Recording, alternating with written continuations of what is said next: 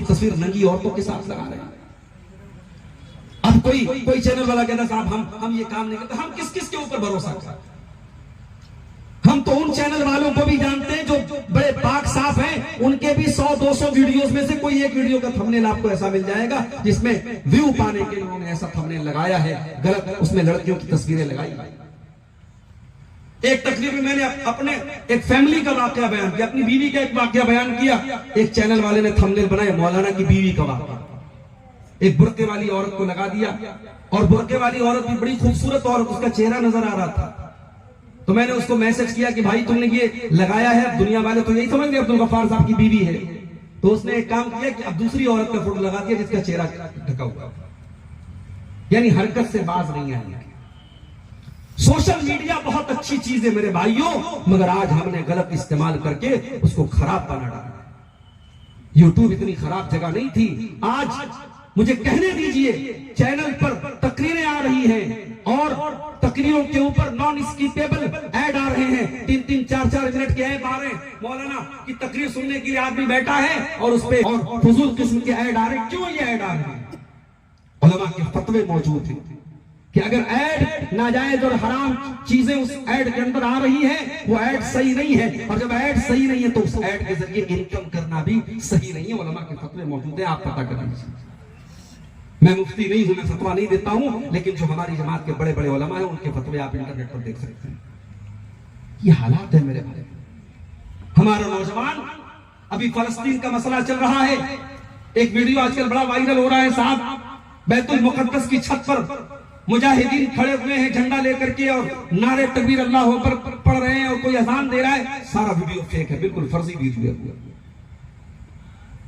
تو یہ social media پر کوئی ویڈیو ہے, کوئی فوٹو ہے, اس کو آپ شیئر کرنے کے پہلے قرآن کی اس آیت کو ہمیشہ اپنے سامنے رکھیں.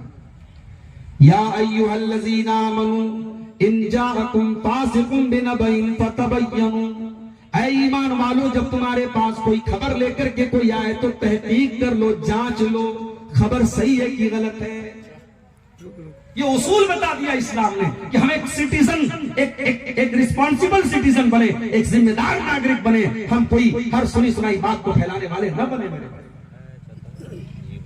اللہ کے نبی کے پاس ایک صحابی آتے ہیں, کر لیا ہے میں نے ایک عورت کے ساتھ بدکاری کر لی ہے اور مجھے پتا ہے کہ اسلام کے اندر زنا کی سزا سزائے موت ہے. اے اللہ کے نبی مجھے پتھروں سے مار مار کے ختم کر دیجئے, مجھے سزا دے دیجئے, پاک کر دیجئے مجھے, دنیا کی سزا جھیل لوں, آخرت میں سزا نہ جھیلنا پڑے. اے اللہ کے نبی مجھے اس کی سزا دے دیجئے. آپ نے صحابہ سے پوچھا ابھی ہی جنون, ذرا پتہ لگاؤ کہ ان کا دماغ صحیح ہے کہ نہیں, کہیں ایسا تو نہیں کہ پاگل پن کا دورہ ان کے اوپر چڑھ رہا ہے. صحابہ نے تحقیق کر کے بتایا اے اللہ کے نبی بالکل ٹھیک ہے, ان کے دماغ میں کوئی پرابلم نہیں ہے. پھر آپ نے فرمایا اشرب الخمر, ذرا پتہ تو کرو یہ شراب پی کر کے تو نہیں آئے, کہیں نشے کی حالت میں آ کر کے یہ بات تو نہیں کہہ رہے. صحابہ نے چیک کیا, کہا نہیں ہے اللہ کے نبی یہ نشے کی حالت میں بھی نہیں ہے. اس کے بعد آپ نے حکم دیا اور گڈھا کھودا گیا اور حضرت مائز اسلمی کو اس گھٹے کے اندر ڈالا گیا اور پھر رجم کر کے ان کو سزا دے دی گئی. اللہ کے نبی نے ڈائریکٹ ان کو سزا نہیں دے دی, آپ نے تحقیق کر لی, اور جب تحقیق کے سارے مرحلے پورے ہو گئے اس کے بعد آپ نے اور آگے بڑھی. قرآن میں اللہ تعالیٰ ایک نبی کا واقعہ بیان کرتا ہے, نبی کا نام ہے سلیمان علیہ السلام. ان کو اللہ تعالیٰ نے پرندوں کی بولی بھی سکھائی تھی, پرندوں کی بولیوں کو بھی یہ سمجھ لیتے تھے, سن لیتے تھے. اچھا, اللہ تعالیٰ نے حضرت سلیمان کو بہت بڑا امپائر دیا تھا, بہت بڑی حکومت دی تھی, پرندوں پر بھی ان کی حکومت تھی, اور حضرت سلیمان روزانہ پرندوں کو اور تمام جو ان کے حکومت کے دائرے میں آتے تھے ان کو چیک کرتے تھے. ایک مینیجر کی ذمہ داری کیا ہے, اس کے انڈر میں جو چیز ہو اس کو چیک کرے. آپ کسی مدرسے کے ذمہ دار ہیں, کسی مدرسے کے مینیجر ہیں, کسی اسکول کے پرنسپل ہیں, آپ کی ذمہ داری آپ دیکھیں پڑھائی ہو رہی ہے کہ نہیں. حضرت سلیمان نے جانچ کیا تو دیکھا ہدہد نظر نہیں آ رہا. ہدہد ایک پرندہ ہوتا ہے. قال ما لیا لا ارى الهدهد, کیا بات ہے ہدہد نظر نہیں آ رہا ہے. ہدہد نظر نہیں آ رہا ہے، لَأَذْبَحَنَّهُ، میں ہدہد کو سزا کے طور پہ ذبح کر دوں گا، اَوْ لَيَأْتِيَنِّي بِسُلْطَانٍ مُبِينٍ، یا تو ہدہد آ کر کے کوئی صحیح عذر بیان کرے کہ وہ کیوں غائب ہے، کیوں لاپتہ ہے۔ ابھی حضرت سلیمان یہ بات کر ہی رہے تھے کہ دیکھا ہدہد اڑ کے چلا آ رہا، اور ہدہد آ کے کہتا ہے انی احط بما لم تحط به، اے سلیمان علیہ السلام میں وہ چیز پتا کر کے آیا ہوں جو آپ بھی نہیں جانتے۔ ہمارے بہت سارے بھائی عقیدہ رکھتے ہیں اللہ کے نبیوں کو علم غیب ہے، اس عقیدے کی تردید یہاں ہو رہی ہے۔ ہدہد کہہ رہا ہے، ایک پرندہ کہہ رہا ہے حضرت سلیمان علیہ السلام سے میں وہ خبر لے کر کے آیا ہوں جو آپ کو پتا نہیں۔ وَإِنِّي جِئْتُكَ مِن سَبَإٍ بِنَبَإٍ يَقِينٍ، اے سلیمان علیہ السلام میں ملک سبا سے خبر لے کر کے آیا ہوں۔ انی وجدت امرأة تملکہم، میں نے دیکھا کہ ملک سبا پر ایک عورت حکومت کر رہی ہے، ملکہ بلقیس کی حکومت وہاں چلتی ہے۔ میں نے دیکھا وہ سورج کے آگے سجدہ کرتے ہیں، وہ چاند کے آگے سجدہ کرتے ہیں، اللہ کو چھوڑ کر کے وہ اللہ کی مخلوقات کے آگے سجدہ کرتے ہیں۔ تو حضرت سلیمان نے ہدہد کی یہ بات سن کر کے فوراً مان نہیں لیا۔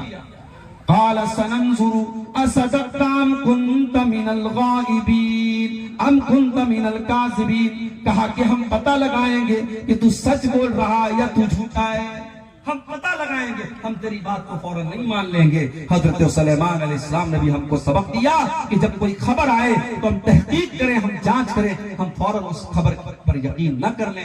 کہ پہلا اصول بتایا میرے بھائیو، اللہ نے اپنے گھر کو اگر جھگڑوں سے بچانا ہے، اپنے خاندان کے مسائل سے اگر اپنے آپ کو بچانا ہے، پہلا سبق اللہ نے دیا کوئی خبر آئے تو تحقیق۔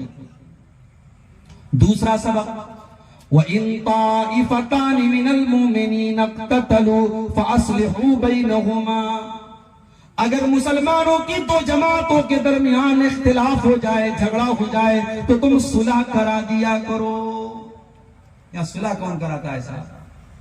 یہاں تو ہم نمک چھڑکتے ہیں زخم کے اوپر، آگ لگ جائے تو آگ بھڑکاتے ہیں، آگ کو بجھاتا کون ہے؟ دو بھائی میں جھگڑا ہو گیا تو چار لوگ مزہ لینے کے لیے آ جاتے ہیں، کیوں جھگڑا ہو رہا ہے؟ کوئی چکانے نہیں آئے گا، کوئی جھگڑا ختم کرنے نہیں آئے گا، جھگڑے کا تماشا دیکھنے کے لیے ہزاروں لوگ آ جائیں گے۔ قرآن کیا کہہ رہا ہے؟ وَإِن طَائِفَتَانِ مِنَ الْمُؤْمِنِينَ اقْتَتَلُوا فَأَصْلِحُوا بَيْنَهُمَا، تمہارے دو بھائیوں کے درمیان اگر جھگڑا ہو جائے تم صلح کرا دیا کرو، تم ان کے درمیان میل جول کرا دیا کرو۔ ہمارے نبی اسی لیے آئے تھے میرے بھائی، ہمارے نبی میل کرنے کے لیے آئے تھے، لوگوں کو ملانے کے لیے آئے تھے، ہمارے نبی جھگڑا پیدا کرنے کے لیے نہیں آئے تھے۔ آج ہمارے یہاں کتنے طریقے کے جھگڑے چل رہے ہیں، کہیں برادری کا جھگڑا ہے، کہیں زبان کا جھگڑا ہے، کہیں مذہب کا جھگڑا ہے، کہیں مسلک کا جھگڑا ہے۔ میرے نبی جھگڑا ختم کرنے کے لیے آئے تھے، میرے نبی نے پتھر کھا کھا کر کے لوگوں کو جوڑا ہے۔ آج لوگ مرغا کھا کھا کر کے لوگوں کو توڑنے کی کوشش کر رہے ہیں، میرے نبی نے پتھر کھایا، لوگوں کو ملایا۔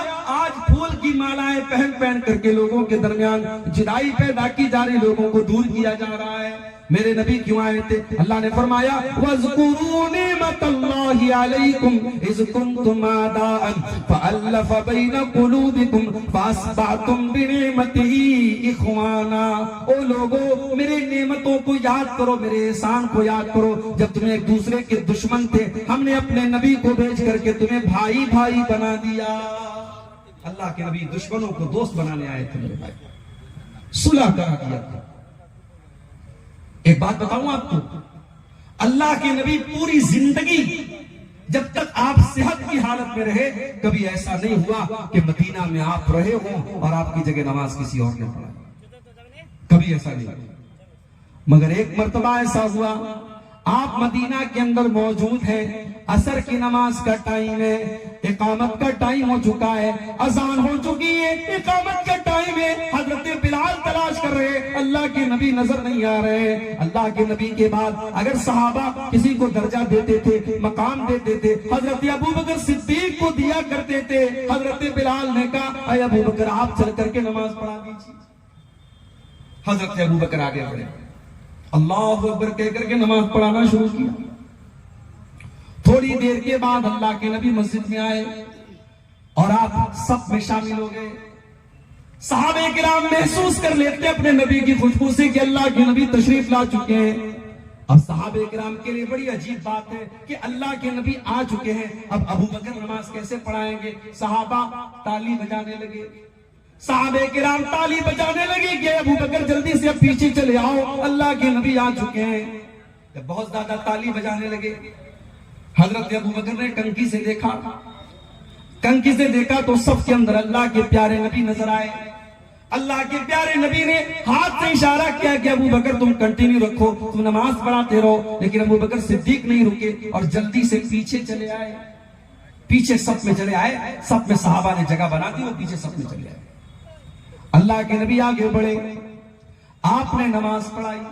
باقی نماز جب آپ نے سلام پھیرا، آپ نے لوگوں سے کہا کہ یہ لوگوں، امام سے اگر کوئی غلطی ہو جائے تو عورتوں کو حکم ہے کہ وہ تالی بجائیں گی، وہ ہاتھ پر ہاتھ ماریں گی. مردوں کو حکم ہے وہ سبحان اللہ کہیں گے، تمہیں تالی نہیں بجانا ہے. اور اے ابو بکر، جب میں نے اشارہ کیا کہ تم نماز کنٹینیو رکھو، تم نماز پڑھاتے رہو، تو اے ابو بکر تم پیچھے کیوں چلے آئے؟